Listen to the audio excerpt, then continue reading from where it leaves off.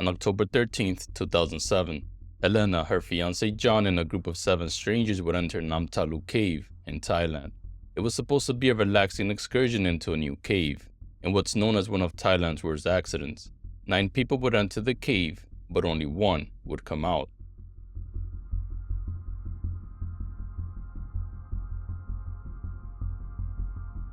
Helena Carroll was only 21 years old and nearly into a year-long trip around the world with her fiancé John Collin, who was 24. The pair had met all the way back in primary school at a very young age. They had been a couple for 4 years and engaged for 2. In 2007, they had faced a choice: either use the money they had saved to purchase a house of their own, or use it to travel and see the world.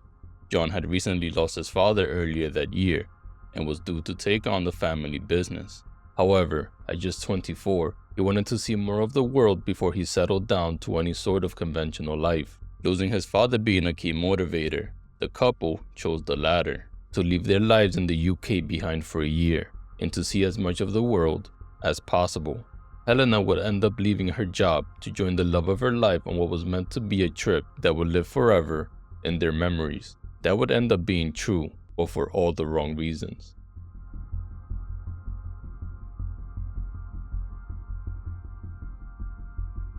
The first leg of their journey took them to Southeast Asia, where they spent the first month of their year away. That's how they found themselves in Thailand, and hearing about Nam Talu Cave.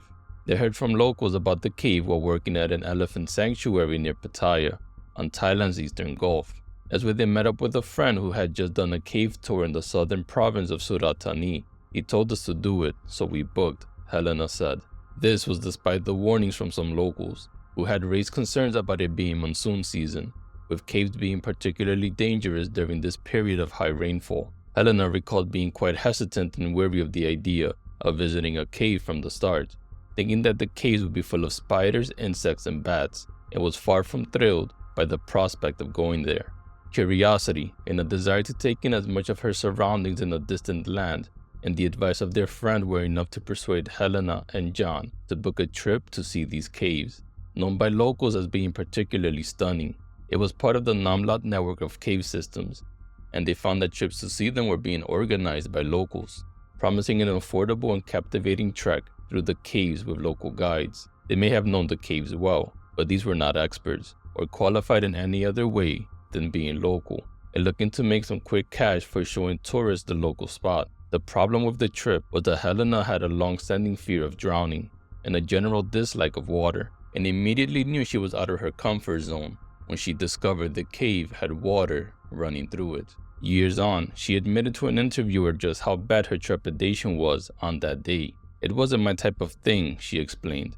"I said to John, 'You'll take me back to the beach tomorrow?' And he said, 'Yeah.'" Sadly, Helena's fears would soon be realized, and that trip back to the beach would never happen.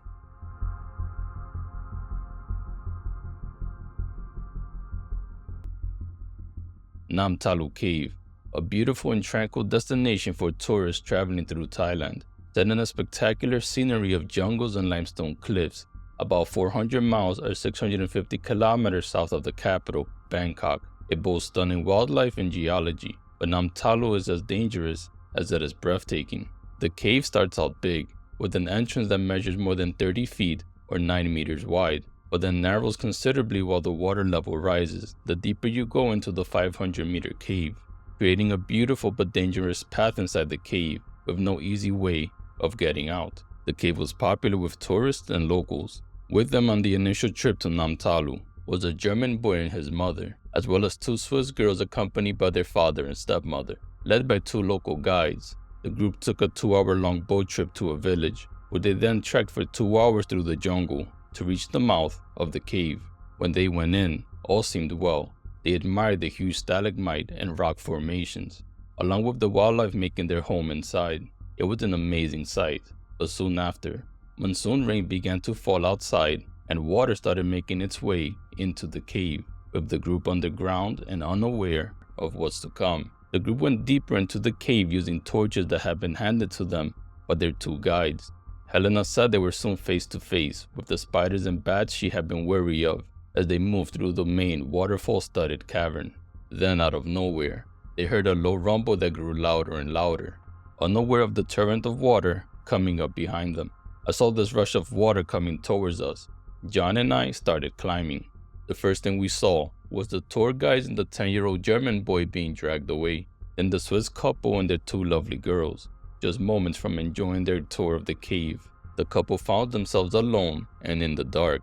They had no idea if the traveling companions had been swept into another part of the cave, or if they had simply drowned. It could have been so different, with Helena almost joining the rest of the group in their fate. If it wasn't for John grabbing her and pulling her up, there might have been no story to tell and no survivors in Nam Talu that day. As we climbed, I lost my grip and slipped down, but John grabbed me and pulled me up. We kept climbing higher and found a ledge. We were all alone and in the dark.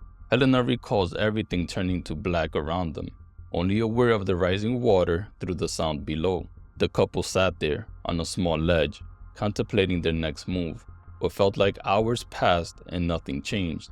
No sign that the water was receding and no hope of help arriving. John eventually decided he had to raise the alarm somehow, even though Helena believed their best chance of survival was to stay put and wait for help.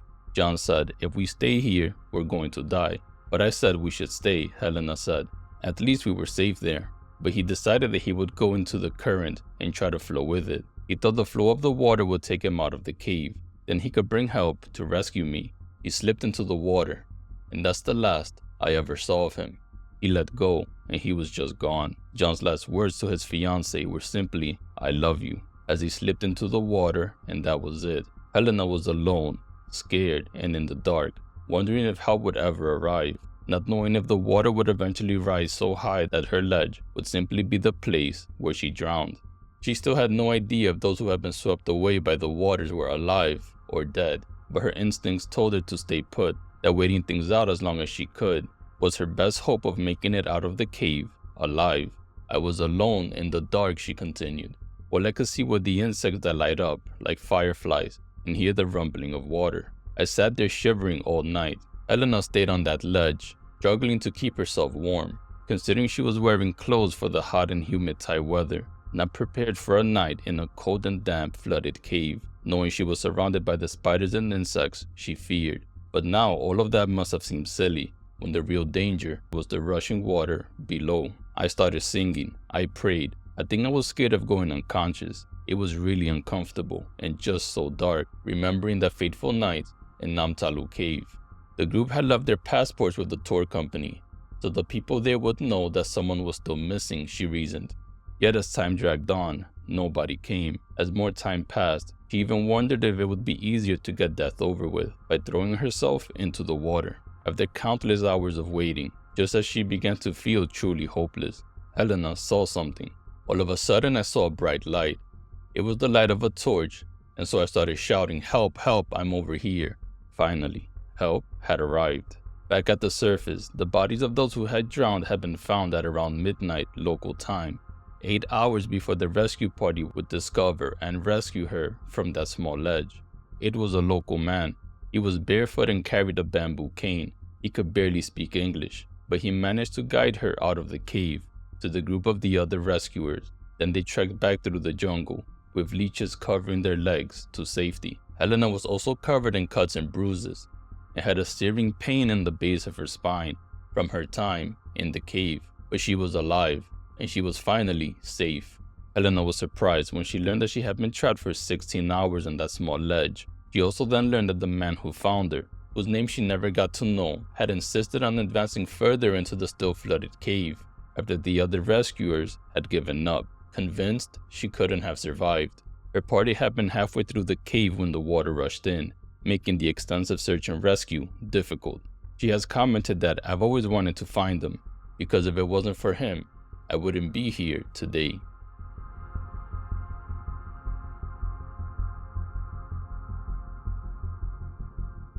She believed that John had made it out of the cave safely. They told me John was at the pier waiting for me. We got there and I said, "Where is he?" They put me in an ambulance and I said, "Just tell me where John is." They finally said he's dead. The rescue party had clearly wanted to keep Helena from distress and the risk that she go into shock, which could have been fatal in her fragile state. She later had to identify John's body along with the other casualties.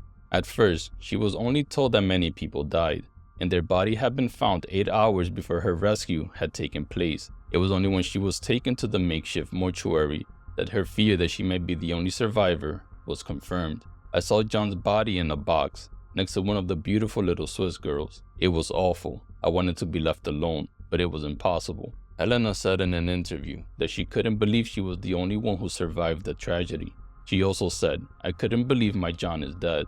One minute, I was in what I thought was the most beautiful place in the world. The next thing, there is death all around me." Police identified the other victims, which consisted of the 2 tour guides, the Swiss family of 4, and also the 10-year-old German boy. Right before the trek, the boy's mother was ill and didn't join them on the trek into the cave, but she believed it would be safe since he was in the company of other adults. "It was so sad," Helena said. "I saw the mother take her son, wrapped in a plastic bag, in a car to Phuket." Local television channels showed images of rescuers carrying body bags from a boat and laying them out on the shore. After a recovery period of a week, Helena made the journey back home. Upon returning to the UK, Helena made no comments to reporters, as airport officials took her through a side entrance at Heathrow, where her father was waiting to take her home. But she has since told the British media her story, which claimed the life of her fiancé, who was also her brother's best friend and someone her mother paid tribute to as the loveliest guy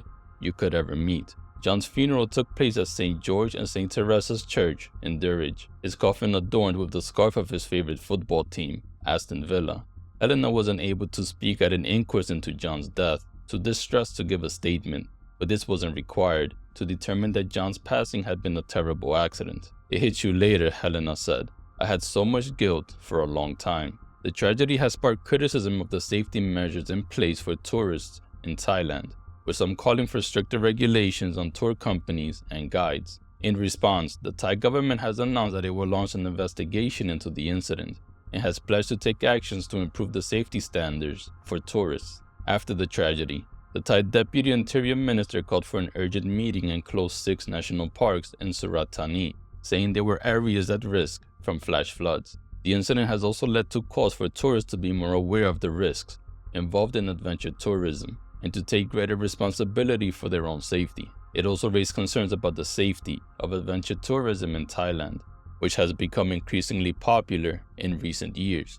According to the TAT, more than 38 million tourists visited Thailand in 2018, with many drawn to its natural beauty and outdoor activities. Adventure tours, such as trekking, caving, and rock climbing, are especially popular among young backpackers. However, safety standards in the industry have also been called into question, with reports of incidents and fatalities involving tour groups and inexperienced guides. In 2018, a group of 12 young footballers and their coach infamously became trapped in a cave in northern Thailand for over 2 weeks, sparking a major rescue operation that captured the attention of the world.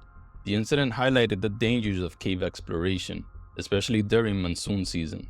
A study has found that Thailand is the deadliest destination for British tourists, according to the Foreign and Commonwealth Office in the UK. UK visitors to the country were 50% likely to be admitted to a hospital, while in Thailand and the next worst destination, Greece. The Ministry of Foreign Affairs stated that preparing adequately should include researching the safety of these places before visiting. There were signs, in both English and in Thai, warning tourists of the dangers of floods in Nam Talu Cave that the guides in the group did not see or chose to ignore. The tour guides were in fact warned against taking groups into the cave, but elected to continue taking tourists into the cave regardless. Locals and other tourists warned the group not to enter the cave after several hours of monsoon rain had made it unsafe. Reports also suggested that a group leaving the cave had warned their party not to go in, but Helena said she was unaware of any such warnings. The TAT investigation concluded that the 2 Thai guides were negligent in their duty to protect the tourists. As a result, the authorities have suspended the license of the tour operators who organized the trip. The Thai authorities have also promised to improve safety measures in the area, including better signage and more rigorous safety checks for tour operators. The governor of the region said, before the incident, he had ordered for the cave to be closed. If only this order had been fulfilled, maybe John and the other deaths could have been avoided. But it's hard to place the blame for what happened on any one thing. The local authorities should have closed the area off completely. The guides, who paid the ultimate price, should have stopped selling their services to take groups into the cave until the monsoon season had passed. And finally, The group of tourists should have been more diligent in their research before seeking out guides to make their journey into the cave, even more so if they were warned, as reports indicate, before they set out on their perilous journey. Whichever way you look at it, this was an avoidable and extremely tragic accident that never should have happened, and even though it was a sad loss of life, and the sole survivor has been left scarred by the events that took place that day, Nam Talu Cave remains a popular destination in Thailand. Thank you for watching.